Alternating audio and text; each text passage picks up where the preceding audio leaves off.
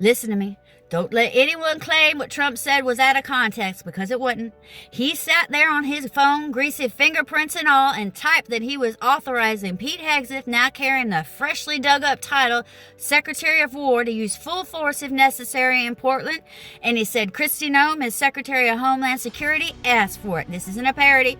This isn't The Onion. This is the actual president of the U.S. live blogging his fantasy of turning Portland into Fallujah. Let's just pause. Secretary of War. We haven't had one since 1947, but Trump looked at the Pentagon and thought, defense is too wimpy.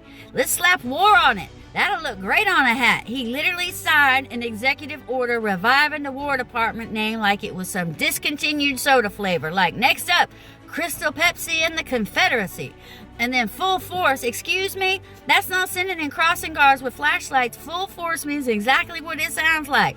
Unleash every blunt object in the arsenal. Tanks, tear gas, even bald eagles diving from the sky. Who knows when a commander-in-chief types those words? It's not tough talk. It's a declaration that Americans are the enemy. And if this were a movie, this is a scene where the soundtrack drops, the camera pans wide, and the audience mutters, "Oh shit, this is where it gets bad." You know it, I know it, everyone in the theater knows it, and the worst part, the credits don't roll for us. We're the extras trapped inside this low-budget disaster flick. And let's talk absurdity. Kristi Noem suddenly Homeland Security. Pete Hegseth rebranded as Secretary of War. The War Department clawing its way out of the grave like a zombie no one asked for. What's next? Naming the Tooth Fairy Treasury Secretary? Bigfoot is Director of National Intelligence? Cousin Eddie running FEMA out of his RV? At this point, it feels like government by Mad Libs, except the punchline comes with riot gear. And if that wasn't enough comedy, look at the Brandon exercise. He's literally turned the cabinet into a reality show instead of solving problems. It's about who can get the flashiest title. Forget Survivor. This is America's Next Top Dictator, and the prize is the ability to call U.S. citizen enemy combatants. But here's the punchline.